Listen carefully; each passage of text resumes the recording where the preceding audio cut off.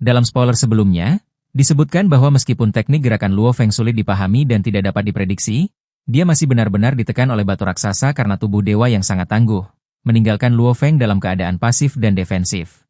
Menyadari dia bukan tandingan, Luo Feng dengan tegas memanggil binatang bertanduk emas untuk bergabung dalam pertempuran. Penting untuk dicatat bahwa di awal pertempuran, Luo Feng telah merilis proyeksi dunianya, dan kawasan yang dicakup oleh proyeksi ini justru adalah medan perang di mana binatang bertanduk emas dapat muncul kapan saja. Kedatangan tiba-tiba binatang buas besar dan menakutkan ini segera membuat batu raksasa waspada. Dia bahkan merasakan sedikit ketakutan. Yang paling membuatnya gelisah adalah dia tidak dapat mengidentifikasi identitas asli makhluk itu. Dia hanya bisa menyimpulkan dari bentuknya yang masif bahwa itu kemungkinan milik ras binatang luar angkasa. Jangan lupa, binatang bertanduk emas pada saat ini tidak hanya mengenakan zirah perak tingkat jenderal, tetapi juga telah mengaktifkan tingkat pertama transformasi dewa binatang. Penampilannya benar-benar berbeda dari sebelumnya, dan bahkan fiturnya yang paling dapat dikenali, tanduk emas, telah hilang, membuatnya menyerupai dewa binatang sejati. Secara alami, batu raksasa tidak memiliki cara untuk mengenalinya sebagai binatang bertanduk emas. Perlu disebutkan bahwa inkarnasi tamu gunung duduk sebelumnya telah naik ke tingkat Raja Dewa melalui penguasaannya tentang jalur kerajinan. Pemahamannya yang mendalam tentang dao besar materi memungkinkan dia untuk menempa zirah perak tingkat jenderal dengan kemampuan luar biasa. Itu dapat dengan bebas mengubah ukuran dan secara otomatis menyesuaikan diri untuk disinkronkan dengan binatang bertanduk emas yang diubah di bawah teknik rahasia dewa dunia. Jadi terlepas dari bagaimana ukuran binatang itu berubah, baju besi itu bisa dengan mudah muat. Adapun aura menakutkan yang menyebabkan jiwa batu raksasa bergetar, itu sebenarnya adalah efek yang diperhitungkan yang dicapai Luo Feng dengan memanipulasi sayap Siwu. Faktanya, senjata apapun di tingkat harta karun atau lebih tinggi membawa tingkat aura menindas tertentu, dan sayap Siwu, menjadi bagian dari senjata gaya mekanis dewa sejati abadi, memiliki kehadiran yang lebih intens. Adapun makhluk di tingkat abadi dan di atas secara alami memiliki aura yang menindas karena, ketika seorang penguasa dunia menerobos untuk menjadi abadi, tubuh mereka menyerap kekuatan ilahi yang diberikan oleh asal-usul alam semesta, berubah menjadi tubuh ilahi abadi. Melihat Luo Feng tetap tenang dan tenang, batu raksasa tidak bisa menahan diri untuk tidak curiga. Bertanya-tanya apakah binatang misterius ini entah bagaimana terhubung dengan Luo Feng. Tetapi pada saat itu, dia tidak lagi memiliki kemewahan untuk fokus pada Luo Feng. Aura menindas yang terpancar dari binatang itu terlalu luar biasa. Mengandalkan pengalaman tempurnya yang luas, batu raksasa secara naluriah menilai bahwa raksasa di depannya menimbulkan ancaman yang sangat nyata bagi hidupnya. Apa yang tidak dia ketahui adalah bahwa binatang buas yang mengerikan di hadapannya, pada kenyataannya, hanyalah bentuk kehidupan tingkat penguasa dunia. Aura menakutkan yang dipancarkannya sebenarnya berasal dari sayap Siwu di punggungnya. Mereka tidak hanya bisa menyamarkan kehadirannya dan menciptakan aura menindas dari Raja Abadi, tetapi mereka juga bisa memblokir deteksi dari siapapun di bawah tingkat penguasa tertinggi alam semesta, membuat kekuatan aslinya benar-benar tidak dapat dilacak. Sebelum batu raksasa bisa bereaksi, binatang bertanduk emas meluncur beraksi tanpa ragu-ragu, meledak dengan kecepatan ledakan yang tiba-tiba menyerupai teleportasi. Dalam sekejap, itu muncul tepat di depan batu raksasa, merobek tubuh delahinya dengan cakar, dan kemudian menghancurkannya dengan serangan telapak tangan. Serangan tiba-tiba dan ganas ini meninggalkan batu raksasa hanya dengan satu kesimpulan. Kekuatan tempur binatang itu telah mencapai tingkat Raja Abadi. Dia tidak percaya bahwa di pulau pasir berkabut yang terpencil, di luar benua utama, dia akan menemukan keberadaan yang begitu kuat. Dicengkeram oleh ketakutan, dia tidak lagi memikirkan untuk melawan. Dia bahkan melupakan kebenciannya terhadap Luo Feng. Pikirannya dikonsumsi oleh satu pikiran, melarikan diri. Sebagai bentuk kehidupan berbasis batu, batu raksasa memiliki tubuh dewa yang jauh lebih kuat daripada markuis abadi biasa. Tetapi karena alasan itu, dia secara inheren dirugikan dalam hal kecepatan. Hukum-hukum yang mengatur operasi alam semesta mempertahankan keseimbangan mereka sendiri. Jika seseorang memiliki keuntungan yang luar biasa dalam satu aspek, mereka pasti akan dibatasi dalam aspek lain. Untuk membebaskan diri dari belenggu ini, seseorang hanya bisa mengandalkan kultivasi untuk menebusnya. Meskipun batu raksasa adalah markuis abadi, kecepatannya beberapa kali lebih lambat daripada binatang bertanduk emas, membuatnya sama sekali tidak mampu melarikan diri dari pengejarannya. Dia hanya bisa dihancurkan berkeping-keping lagi dan lagi.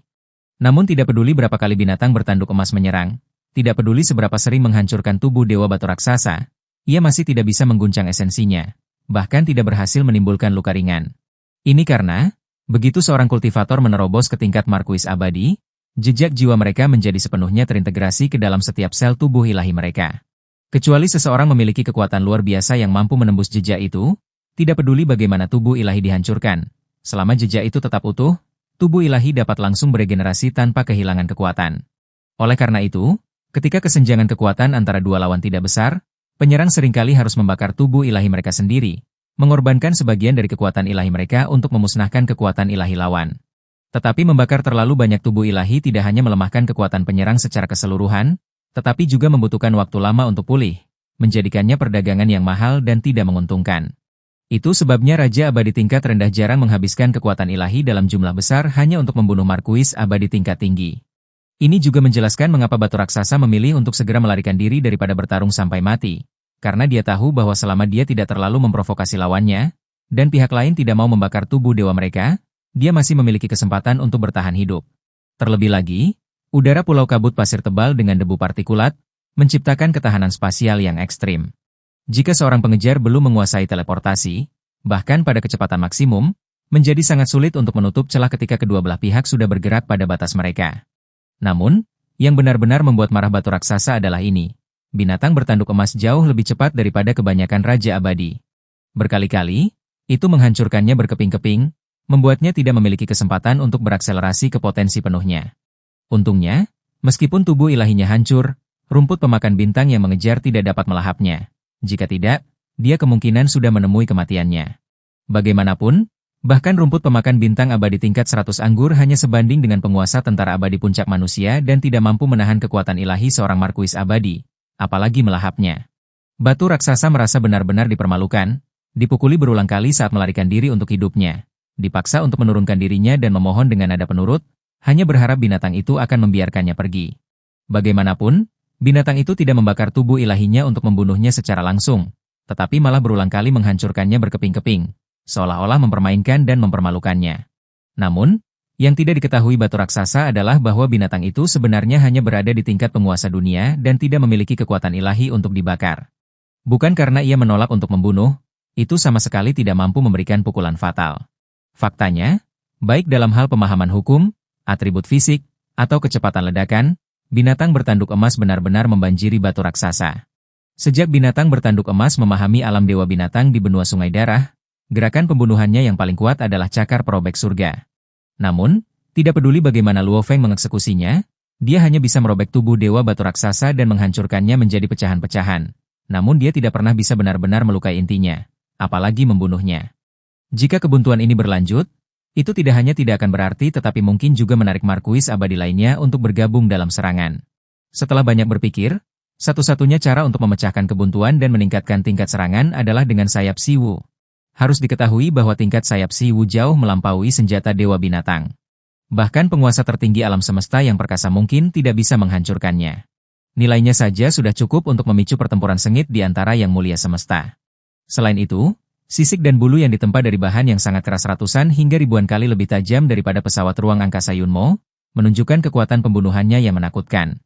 Lebih penting lagi, sejak pertama kali Luo Feng menguasai senjata ini, dia menemukan bahwa bahkan yang pertama dari 3 bentuknya, setelah diaktifkan, dapat memanipulasi kekuatan ruang. Sebagai senjata sayap mekanis yang lengkap, itu bahkan bisa memanggil hukum kekacauan, melahap semua hal dan mengembalikannya ke kekacauan. Bahkan sekarang, sebagai bagian yang tidak lengkap, ia masih mempertahankan aura kehancuran yang menakutkan. Dengan demikian, binatang bertanduk emas tiba-tiba melepaskan teknik terbangnya, melesat melewati batu raksasa dengan kecepatan tinggi. Dengan sapuan santai sayap Siwu, itu langsung mengiris tubuh ilahi batu raksasa menjadi 2. Aura kehancuran yang tersisa di dalamnya dengan cepat merusak kekuatan ilahinya, menyebabkan rasa sakit yang tak tertahankan.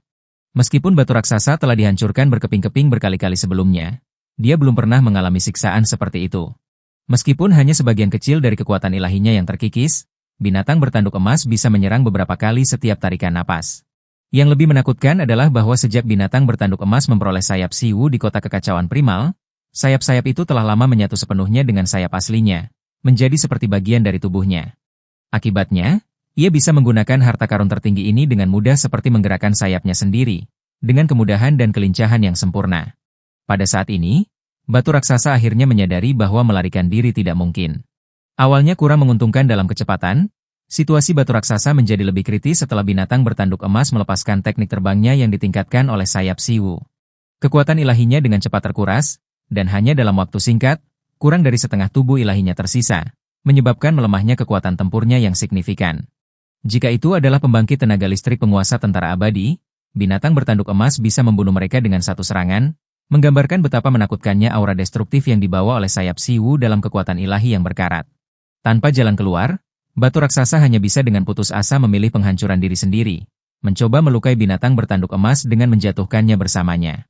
Mengingat jarak mereka yang sangat dekat, gelombang kejut yang disebabkan oleh penghancuran diri makhluk abadi hampir tidak mungkin dihindari.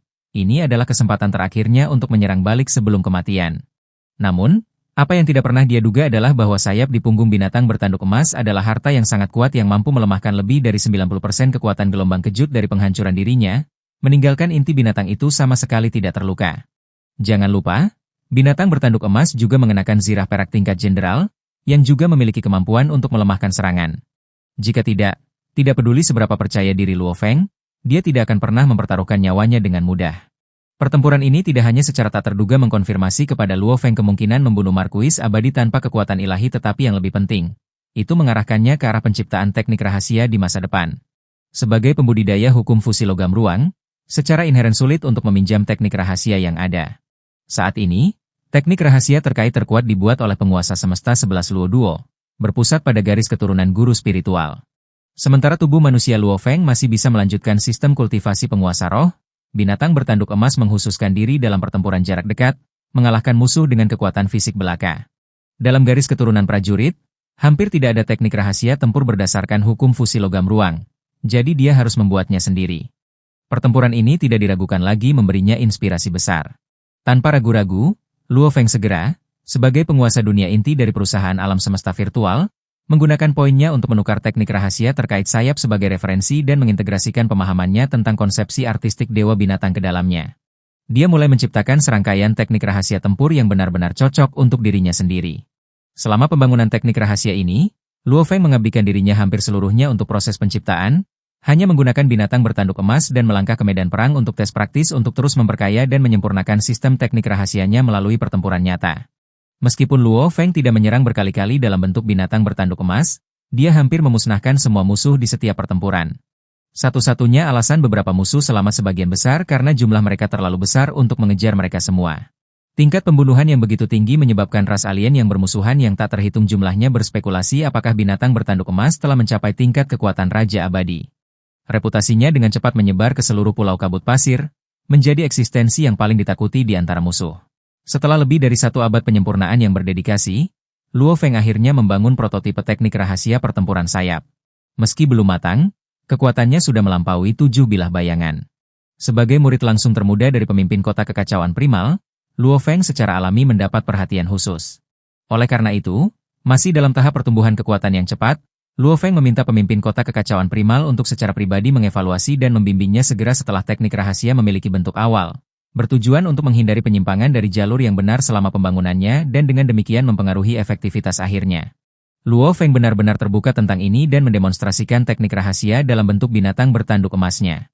Bagaimanapun, pemimpin kota kekacauan primal sudah tahu tentang kepemilikan jiwa Luo Feng dari binatang bertanduk emas, jadi tidak perlu menyembunyikannya lebih jauh. Faktanya, selain pemimpin kota kekacauan primal dan tamu gunung duduk, hanya pendiri padepokan kapak besar yang mungkin tahu tentang keberadaan binatang bertanduk emas. Ranah pemimpin kota kekacauan primal jauh melampaui Luo Feng. Dengan wawasannya yang tajam, dia segera membedakan inti dari teknik rahasia Luo Feng dan memperhatikan ketidaksempurnaan dan kekurangannya yang belum terselesaikan. Oleh karena itu, dia secara pribadi mengatur satu demi satu musuh yang tangguh untuk menyempurnakan teknik rahasia Luo Feng melalui pertempuran nyata. Setiap konfrontasi secara tepat menargetkan kelemahannya, bahkan memilih ras khusus dengan teknik rahasia bawaan sebagai rekan latihan bertarung untuk Luo Feng. Di mata pemimpin kota kekacauan primal, berdasarkan bakat yang ditampilkan Luo Feng, dia seharusnya dapat membuat teknik rahasia tingkat atas dalam 1000 tahun yang setara dengan teknik rahasia yang dibuat oleh Raja Abadi biasa atau 10 penguasa dunia teratas dari 5 faksi besar. Namun, kenyataannya jauh melebihi harapan. Luo Feng hanya menghabiskan 200 tahun untuk membangun teknik tingkat atas ini. Selanjutnya, dalam milenium itu, dia terus menyempurnakannya dan akhirnya mengangkatnya ke tingkat puncak yang merupakan ranah teknik rahasia yang hanya dapat dicapai oleh Raja Abadi yang tak terkalahkan seperti Raja Zhenyan, yang sangat dekat dengan Yang Mulia Alam Semesta, dapat dicapai. Tentu saja, ini tidak berarti bahwa kekuatan Luo Feng sudah bisa menyaingi Raja Zhenyan. Bagaimanapun, dia masih hanya di tingkat penguasa dunia.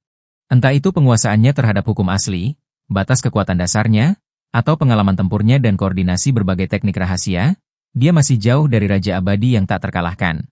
Namun, yang benar-benar mencengangkan tentang Luo Feng adalah dia telah berkultivasi selama kurang dari 10.000 tahun. Perlu dicatat bahwa sebagian besar penguasa dunia berkultivasi selama ratusan ribu tahun, namun teknik rahasia yang mereka ciptakan tetap biasa-biasa saja. Bahkan penguasa dunia inti dari 5 fraksi besar dan markuis abadis yang tersebar di seluruh alam semesta hanya dapat mengembangkan teknik rahasia tingkat biasa. Namun, Luo Feng, dalam waktu kurang dari 10.000 tahun, telah menciptakan teknik rahasia tingkat puncak yang sebanding dengan tingkat persiapan yang mulia alam semesta, dengan jelas menunjukkan bakatnya yang luar biasa. Di balik semua ini, tentu saja, adalah bimbingan cermat dari pemimpin kota kekacauan primal. Dengan setiap uji coba pertempuran yang nyata, pemimpin kota dapat dengan tepat mengidentifikasi titik lemah dari teknik rahasia Luo Feng dan mengatur lawan yang paling cocok dan ditargetkan untuknya. Seandainya Luo Feng dibiarkan menjelajahi, menguji, dan menyempurnakan keterampilannya perlahan di medan perang ekstrateritorial sendirian, bahkan jika dia akhirnya menciptakan teknik rahasia dengan tingkat yang sama, kemungkinan besar akan memakan waktu ratusan ribu tahun. Yang lebih mengagumkan adalah bahwa di antara banyak lawan yang diatur oleh pemimpin kota kekacauan primal ada banyak musuh yang tangguh, beberapa di antaranya telah menyebabkan Luo Feng berjuang dengan intens, bahkan mengganggunya selama lebih dari 100 tahun. Tanpa kekalahan yang tak terhitung jumlahnya dan pertempuran hidup mati ini, Luo Feng hampir tidak akan bisa melepaskan potensinya di bawah tekanan, menembus batasnya, dan meningkatkan teknik rahasianya ke tingkat puncak. Ini juga secara tidak langsung menegaskan signifikansi besar dari sistem alam semesta virtual bagi umat manusia karena dapat dengan sempurna mensimulasikan senjata nyata dan berbagai teknik rahasia dan bahkan memungkinkan praktisi untuk memahami hukum asli alam semesta di dalamnya. Teknik rahasia yang dibuat oleh pembudidaya di dalam alam semesta virtual juga dapat dieksekusi dengan sempurna dalam kehidupan nyata. Keunggulan sistem ini adalah salah satu alasan mengapa umat manusia masih dapat tumbuh menjadi ras puncak meskipun umumnya lebih lemah daripada ras kuat lainnya dalam kualitas fisik dan tingkat gen kehidupan. Pemimpin kota kekacauan primal sangat puas dengan penampilan Luo Feng. Awalnya, dia hanya mengharapkan Luo Feng untuk menciptakan teknik tingkat atas dalam 1 milenium dan tidak berharap untuk terobosan lebih lanjut. Bagaimanapun, pemahaman Luo Feng tentang hukum belum mencapai tingkat Raja Abadi, dan kekuatan teknik rahasia terkait erat dengan tingkat pemahaman hukum. Semakin rendah pemahaman, semakin terbatas kekuatan yang dapat digunakan oleh teknik rahasia. Pada dasarnya, teknik rahasia adalah penerapan dan amplifikasi akhir dari hukum yang dikendalikan seseorang. Namun, Luo Feng mampu menciptakan teknik rahasia tingkat puncak melawan rintangan karena pemahamannya yang mendalam tentang konsepsi artistik Dewa Binatang. Dewa Binatang itu sendiri adalah inkarnasi dari hukum yang menyatu, dengan setiap gerakan mengandung misteri hukum yang dalam. Setelah bertahun-tahun mempelajari patung Dewa Binatang, Luo Feng tanpa sadar menangkap roh dan esensinya. Perendaman dalam konsepsi artistik ini secara alami memungkinkannya untuk memasukkan hukum yang menyatu ke dalam teknik rahasianya selama pembuatannya, secara signifikan meningkatkan tingkatnya melampaui 10 hukum dasar biasa dan memberinya kekuatan yang luar biasa. Karena binatang bertanduk emas terlibat dalam pertempuran sengit untuk waktu yang lama melawan lawan yang diatur oleh pemimpin kota kekacauan primal, jumlah penampilannya di Pulau Kabut Pasir menurun secara signifikan. Itu berangsur-angsur memudar dari pandangan ras lain, dan tidak ada yang melihat jejak binatang perak itu untuk waktu yang lama. Sebaliknya, penguasa dunia pemakan bintang terus naik, menjadi salah satu penguasa teratas yang diakui secara luas di Pulau Kabut Pasir. Banyak ras alien secara keliru mengira bahwa penguasa dunia pemakan bintang menghindari pertempuran dan menunjukkan kepengecutan dengan tidak bertarung ketika binatang perak menyapu seluruh negeri, dan hanya mulai bertarung di mana-mana setelah binatang perak menghilang, yang mereka anggap sebagai perilaku memalukan. Sedikit yang mereka tahu, binatang perak belum mundur tetapi sudah menjadi tak terkalahkan di Pulau Kabut Pasir, tidak dapat menemukan lawan yang layak. Alih-alih melanjutkan pertempuran yang menghancurkan yang tidak berarti, binatang bertanduk emas memilih untuk terlibat dalam alam semesta virtual, berulang kali menghadapi musuh kuat yang diatur dengan hati-hati oleh pemimpin kota kekacauan primal, mendapatkan pengalaman sejati. Ketika Luo Feng akhirnya menciptakan teknik rahasia tingkat puncaknya, bahkan tubuh manusianya tidak menemukan lawan di Pulau Kabut Pasir. Oleh karena itu, Luo Feng dengan tegas memutuskan untuk melangkah ke daratan, di mana bahayanya ribuan atau bahkan 10.000 kali lebih besar, untuk menghadapi pertempuran yang lebih menantang. Di medan perang yang lebih berbahaya itu, dia akan menghadapi persidangan hidup dan mati yang belum pernah terjadi sebelumnya dan secara bersamaan secara resmi memulai perjalanannya untuk mengklaim gelar raja. Itu saja untuk video ini. Terima kasih telah menonton video ini. Semoga Anda memiliki hari yang menyenangkan.